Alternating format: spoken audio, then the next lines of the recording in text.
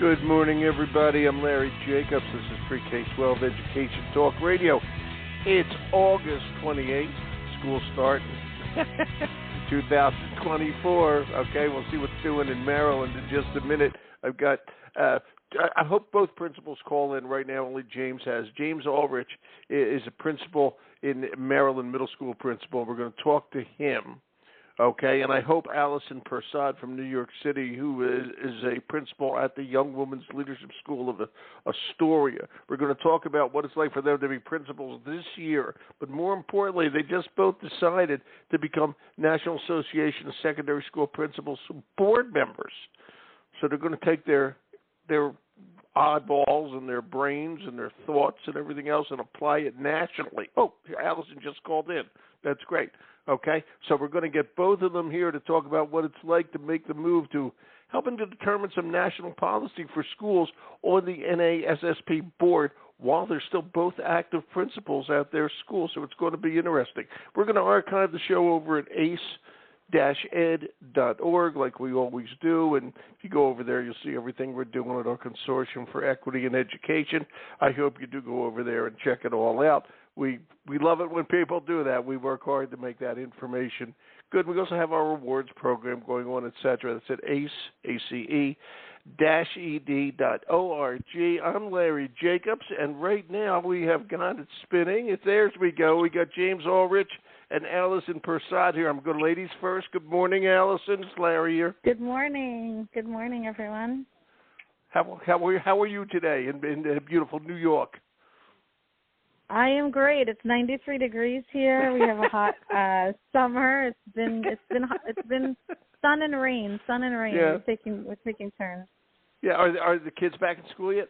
I think it's next week, right? My kids are not back. We go back after Labor Day. New York is pretty late, but we end late here too. So I know. I grew up in Philly. Okay, so I know. It's basically the same schedule. Yeah, I know. Yeah. All too well. James, what about down a little bit south in Maryland? Are the kids back in school yet? Yes, they are definitely back, and today is like the hottest day in a long time. It's 97 degrees. Oh man! It's supposed to be 97 degrees. We got the heat warnings from the district, the board office saying kids are not to be outside because it's so hot. So I mean maybe 97 is not so bad compared to other places, but it is very hot here. No, 97 is bad. 97 is bad. Okay, I know it gets to 115 in Las Vegas, but that's a different planet. Okay, out east where we are all from, 97 is hot. Okay, and dangerous unless you happen to be in Atlantic City for 10 minutes. No. Okay, you want to go Ocean City, Maryland? I'll give you that. Yeah. You know, but we just started. We just started on Monday, and excited. Just a great opening. Just great things happening, and just really excited about this school year. And we're going to be talking about it. I just have to ask both of you. I'll get to the second here, but James, is the school air conditioned? I don't even know. Oh, absolutely. Oh, good. Absolutely air conditioned. Thank God. Yeah, so we're definitely I don't know how we would do it. Yeah, Allison, is the school air conditioned? Oh, yes, good. Okay. Yes, sir, it is. When I went to school, before there was even Fahrenheit, it was long before that, okay, or thermometers working. Of course, it was just open the windows, okay, and boil in Philadelphia, yes. So it could be worse, okay. You could be in Vegas and your air conditioning could be broken. So there you go. Yes, We'll move on from there. Yeah, it's good stuff. Congratulations to both of you being board members of NASSP, but I want to talk to you both, and I'm going to start with Allison. Okay, because, by the way, James is the principal of Argyle Middle School in Silver Spring, lovely town, okay?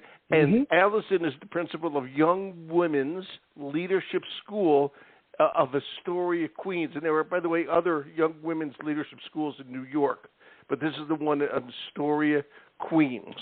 Okay, and actually, I know that because I went through the pain of trying to find you on the Young Women's Leadership School, Allison, in Manhattan. And I said, why isn't Allison listed here? But you're Queens. I finally figured that out. Tell us about your school. I think that's really schools. Yeah. Is it 5? 5 of them? 5, yeah. So we've got one in every borough. It started in 1996 with the Tisch family, and Tisch wanted to start public schools that had like a supportive arm of a non-for-profit that sort of brought in what would bridge the gap of equity, essentially, right, to give public school girls the opportunity to have things like a college counselor on board full-time, opportunities to take trips, go on site to colleges, have just different, advantages that usually only private school students are afforded. So right, we and have I'm sure partner arm. And I'm sure the girls all just want to be housewives, nurses, or flight attendants. Would that be correct? Because that's all it's open to girls, right? not these girls. Let me tell you, not these girls. They are so impressive. We got a lot of coders and artists and scientists and all the things. Yep. Yeah, and I guess in New York, I talked to both of you about this, but in Philly. This was funny. There were two, I'll call them elite high schools that were public schools. And one of them was Central High for boys, and right next to it was what was called Girls High for girls. Okay? And then Central, they decided this was unequal, so they opened up Central, the boys' school, to girls as well. But they left Girls High as Girls High. I don't think there's any boys. I'm not sure. I don't think there's any boys going to Girls High.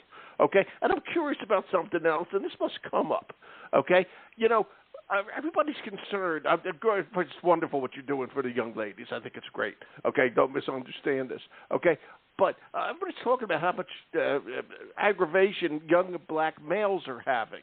Okay, and how do we get that? What's the stand from the Young Women's School on that? Are there schools for those guys? We got to get them too. I don't want to miss them, and I know you don't either.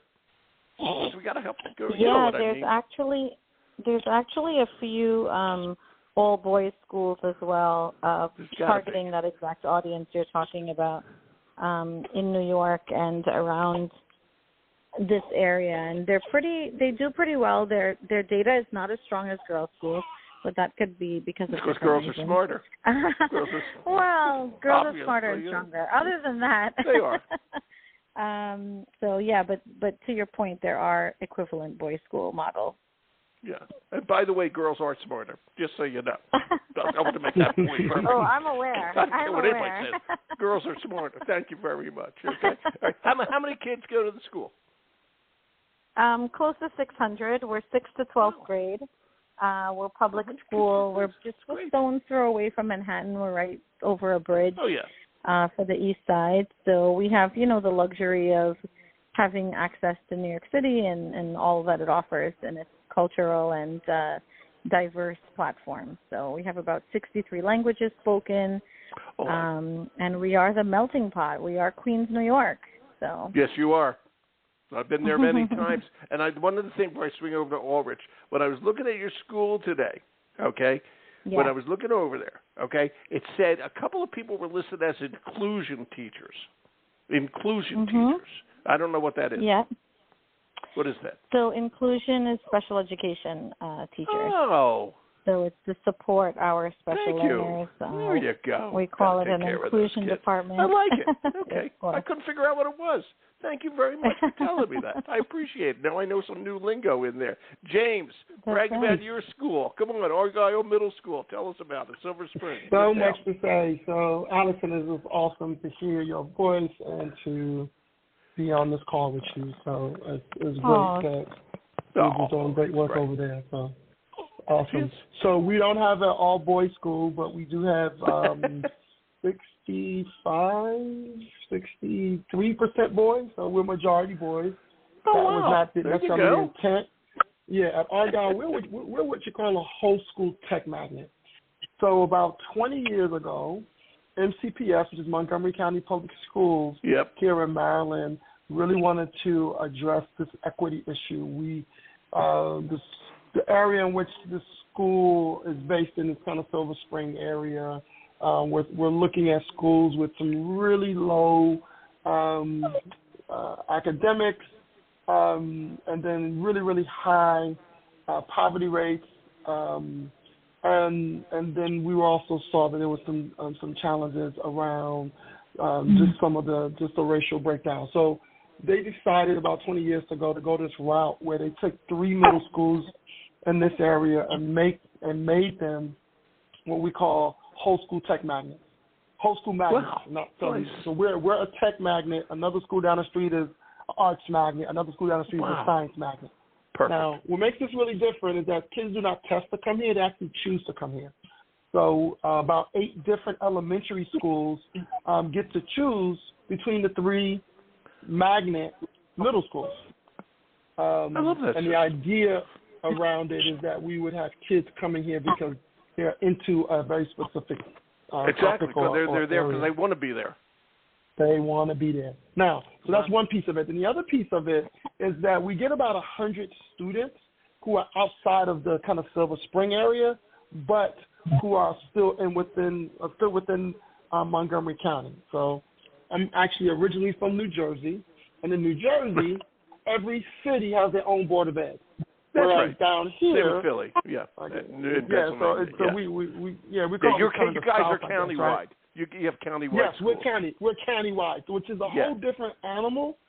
But plus there's a whole bunch of things we can talk about. There's some great things and some challenging things around that model. But needless to say, because we're a county model, we're able to look at this very specific area. We get most of our kids, but then we get about 100 kids who apply through a lottery to actually come here. So that's changed the game, right, in terms of what the school looks like, performance, and things of that nature. So I've been the principal here at Argyle for now 10 years. Well, congrats. Wonderful. Thank you. So now about half of the years that this, what we call it the Middle School Magnet Consortium is been into play. So this is the year that we're actually really looking at what has been the huge impact, what has been the work and things of that nature. So that's Argyle Middle School. We have about 100. Cool. We have about close to 1,000 kids, 950 or so, and we've been doing a lot of work and just focused on tech. You mentioned, when they were trying to sort all this out, you mentioned there were some challenges with ethnic diversity, racial balance, etc. How we doing on that? And I don't know Montgomery County well enough to know what the demos are. What's the demos? Yeah, so the demos in Montgomery County in general, I think we're about, now I'm talking about Montgomery County, not so much Argyle. Montgomery County, I think we're just hitting the place where we're the largest group, now not the majority, but the largest group is our Latinx group, our Hispanic our Hispanic families. I think we're about 40, I want to say about 45% or so. Then we're about, the next biggest group is, I think, our white population, which I think is about 25%, and African Americans, which is closely with 22%, and then we have our Asian and our mixed group. So it's a pretty mix. I was just going to say that it's a damn good mix. It's a damn good mix. Yeah. These kids have to understand what the world looks like, okay? And that's what the world looks like. If I may, taking it generally there. I mean, that's so darn important. I got to tell you, Allison, how long have you been principal? This is my 10th year, a decade. Again, 10. I feel like I should get. That's it. I hit the double digit. I feel pretty proud of that.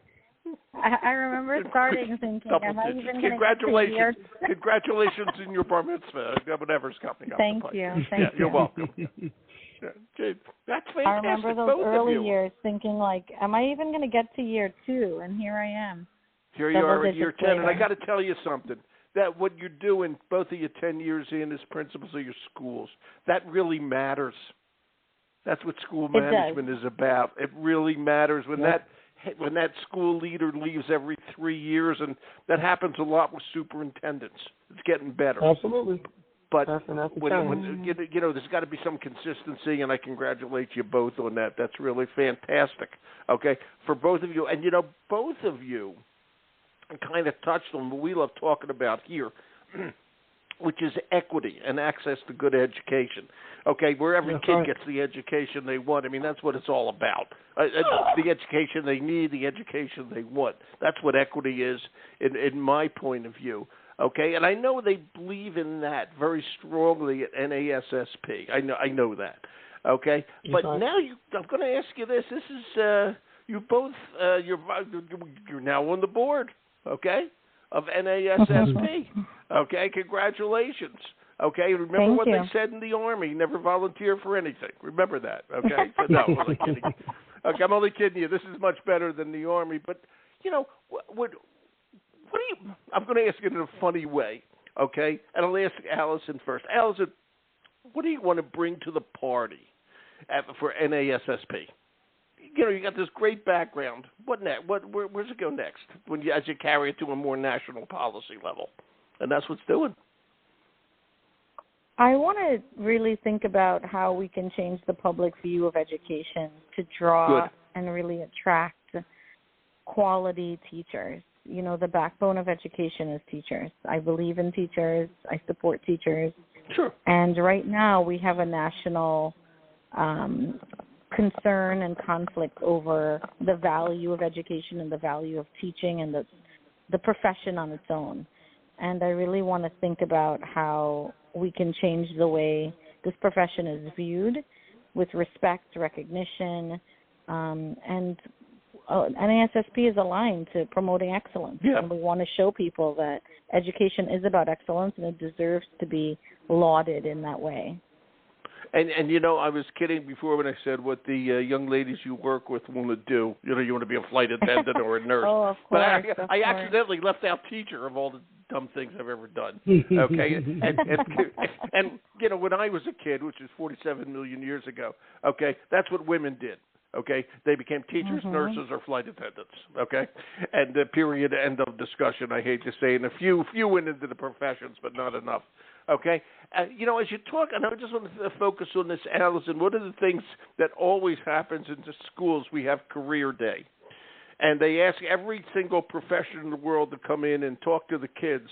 Okay, about being a firefighter, a doctor, whatever, and they always forget to bring in an educator.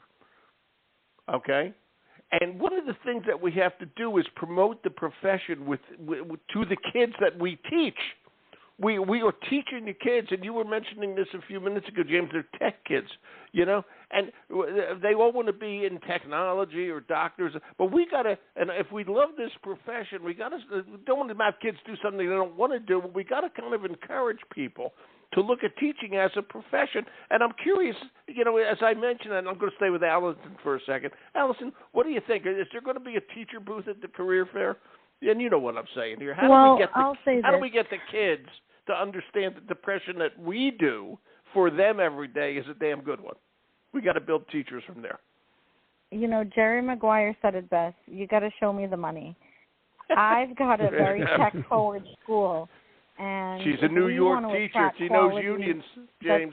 She knows unions. We have to, if we want to attract the very best candidates into this field of education across the board, across the nation, we have to pay teachers better, and we have to change the way that the training programs, because the truth is, in my school where technology is the forefront and we have coding classes and we're teaching Java and, Python, etc., for me to find tech teachers, it's one of the greatest challenges of education today, is finding teachers that are going to stay.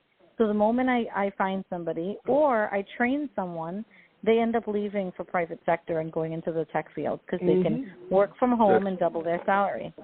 So that's just the technology in general. But education as a on its own, we're not going to attract people when places like North Carolina are paying them $30,000 a year to be teachers. That's teachers exactly have to have 3 jobs. No teacher should have to have 3 jobs in order to survive. And so exactly. And then in my population, where I have 63 languages spoken and so much diversity, myself included, my parents didn't pass middle school. I was the first in my family to go to college, like many of my students. Now, when you go to college for the first time, you're carrying this generational sort of on your, expectation, ownership on your shoulders.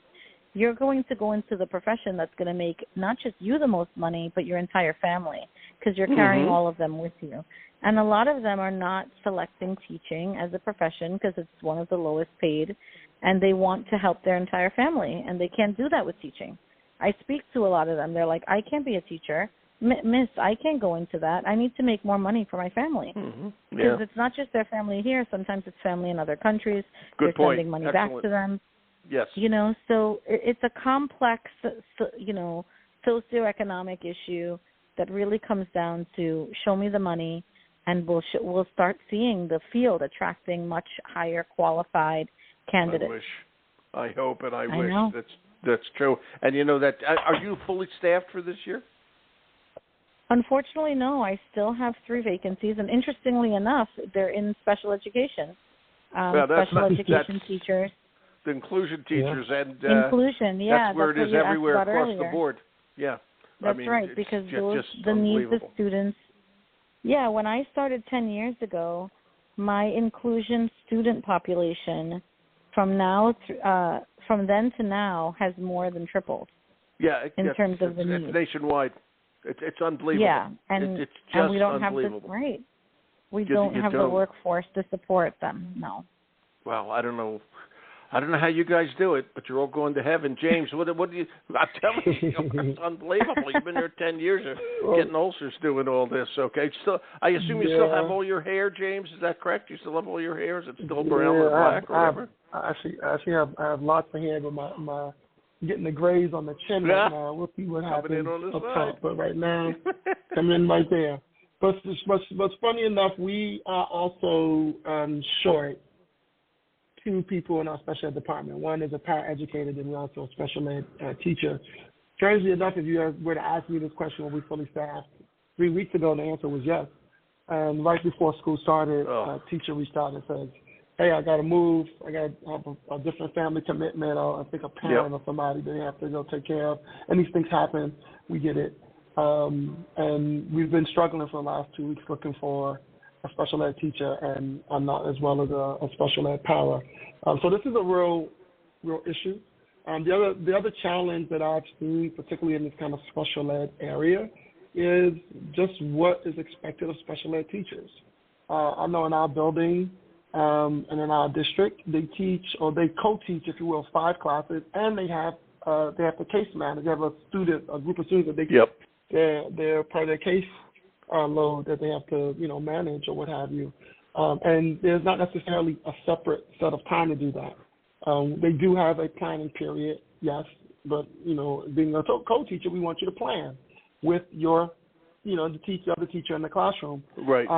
You have time where they come together with their team, with their department. But special ed teachers have that additional, if you will, responsibility around case management that isn't necessarily, in my mind, provided for in their day. So things like this, are issues I think we can continue to elevate. I think it's no secret to anyone that the special ed population has increased quite a bit. Yes. Over the last 10 years, 20 years after COVID.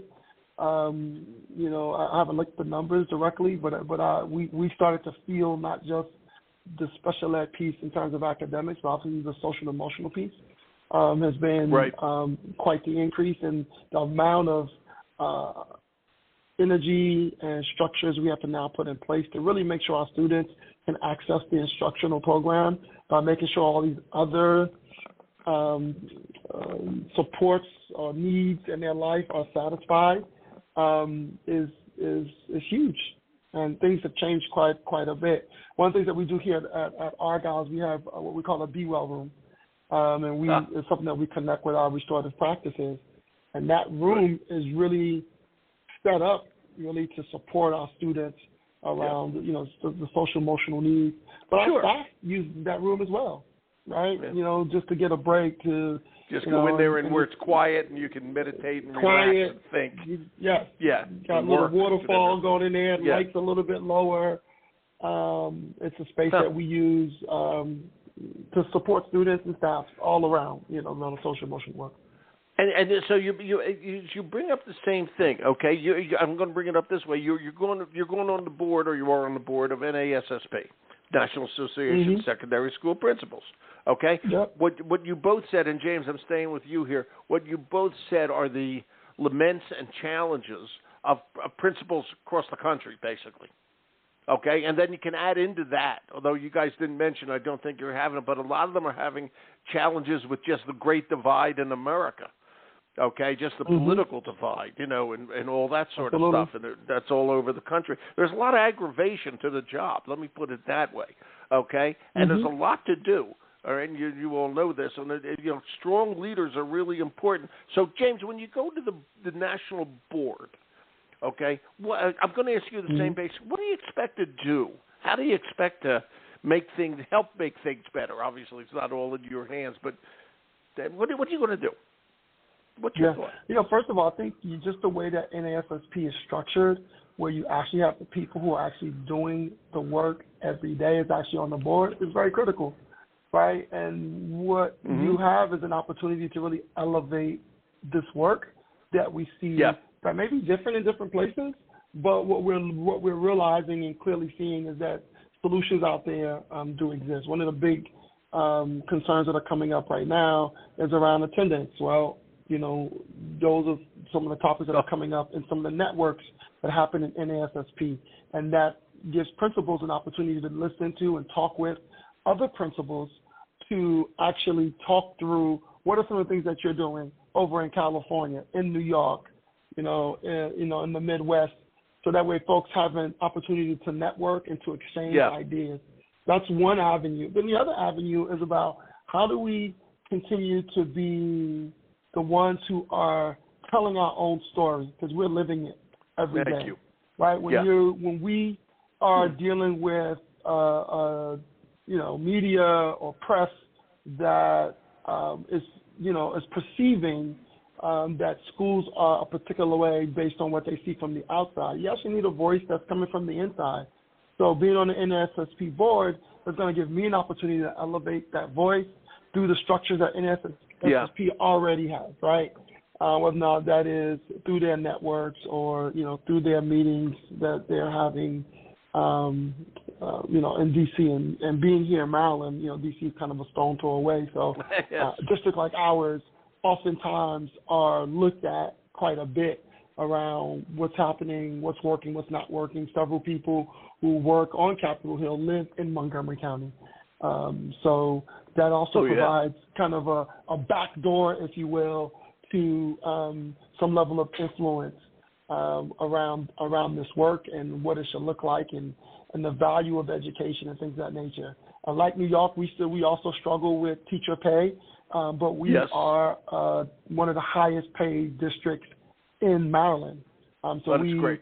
Unfortunately, but fortunately, are getting lots of teachers, but a lot of our teachers are coming from other districts, and then those districts are struggling. I know that my role on the board is not just about representing what's happening in Montgomery County, but representing what's happening nationally, what's happening on that state level, and how do we get more teachers in the profession, period, right? Not just here in Montgomery County. Right. And looking at what are some of the strategies Montgomery County has used to do that, and one of them is around pay, is around salary. The other one is around. I got to say, both of you brought this up. Okay, I'll go back to Allison. Thank you, James. Allison, you brought it up first. Is this the most important thing out there? Is that the way we're going to get through this? Raising salaries? Is that it? If we want to attract, when we look at the countries that have the highest. By the way, you can say yes, and I'd agree with you. Okay, so I'm just curious. Yes, that's it. I think yes, we have to pay people. It's not just about getting the best qualified candidates, it's about retaining them. The turnover rate right now for teachers and the shortage across the country is unreal. All of my colleagues right now, we have text chats going on, group chats, emails. Every day I get, anyone have a phys ed teacher? Anyone have a math teacher? Anyone have a tech teacher? I mean, how do you run a school when there are no teachers, when they are the backbone of the education system? And so I'm going to ask both of you. I got to ask both of you. And then James runs a tech school. Okay, you don't have. Let's just say this generically. You don't have enough teachers. Let's just say that. Okay, but you can share teachers. Where do you see technology fitting in? And that's one of the things. Like, for example, a great physics teacher in Prince George's County, Maryland, okay, could also teach classes remotely up here in Maine, where I live now, in northern Maine. Because we have the technology, okay? That special ed's a little different. I do agree with that. But how do we connect everybody? Okay, so how do we use technology? And James, go ahead. You're the tech guy. The tech principal. Yeah. I don't know about. I'm not the tech guy. But I'm definitely the tech principal over here. Absolutely. That's one of the ways I know districts and schools have leveraged, the experience from COVID, right? This kind of virtual space. And some schools have continued to leverage that virtual space. We continued up until last year, and then we ran into a kind of a budget shortfall in our district where we had what we call a virtual academy, where folks were actually teaching virtually. But it wasn't necessarily because we had a shortage of I want that. By the way, when I say that, I vision the kids in school and the technology being run by the school in school, not remotely in their home. Because socialization is important. Yeah, that's the way I envision. Absolutely.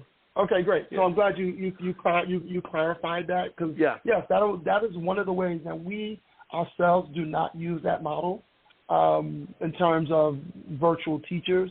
Obviously, something that we did during COVID because that was our own different thing. We all did, but that's not something that we do now. What we've found to be extremely beneficial, and again, a lot of this is middle school, because when you start getting to the high school level, leveraging that makes a lot more sense. Right, kids are a lot more mature. And Good then point. you can have a lot of that stuff that they can actually manage. But on the middle school level, a lot of this work is around socialization, right? So tell me about it. We're working with our staff to teach them not just how to be just great digital citizens, but how to just be great people, great citizens, period, right? Now, and that does require in person. I'm not saying it can never be done virtually, but it does require some in-person pieces. So we leverage without question. Technology. Without question. Absolutely. Yeah, we leverage the technology, and this is one of the things I think that can be elevated. We leverage the technology so that way students have more access. We leverage the technology so students can make more connections, so that way we teach them how to become better communicators. What we know is students may leave here and have a foundation in technology, but there's really no career they're going to walk into that doesn't use technology. So we don't expect all of them to be computer programmers, right? But they decide to be nurses, doctors, teachers, principals. They're all using technology. They're going to be using technology. And that strong foundation, that responsible use is really, really, really important. It really is. What do you think, Allison? Do you think it'll ever is technology? And I guess my question is, as you move to the board, and like you said, in North Carolina, teachers make $30,000 a year. I mean, we got to be able to get the best people into the schools, and one of the ways to do that technology. I'm just kind of curious what you think. I think so. I mean, I'm a pretty tech-forward school, and one of the things I was really excited about post-COVID was utilizing virtual classrooms, not just in shortage areas, but in niche areas. So New York City actually did a pilot program, which we were a part of, and we had students in school taking virtual classes with students across New York City in courses like microeconomics or macroeconomics, where having a license in something like that is not prevalent.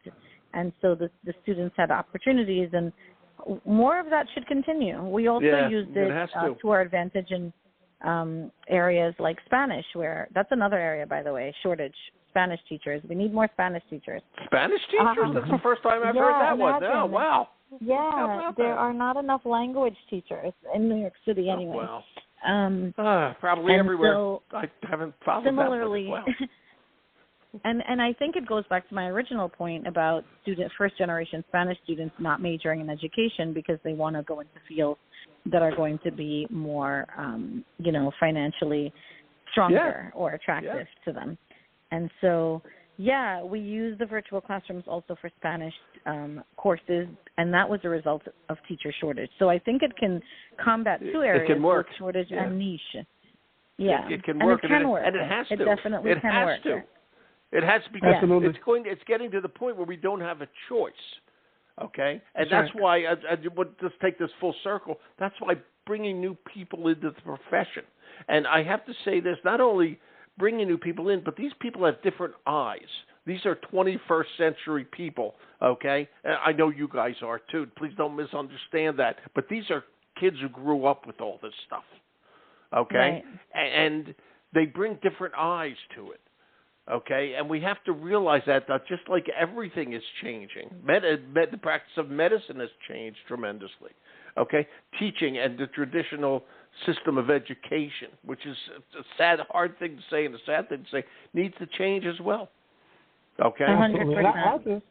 Yeah, we cannot teach the way we taught in the 1800s, and unfortunately, our school day, our structure, the desks facing forward, come in, classroom to classroom.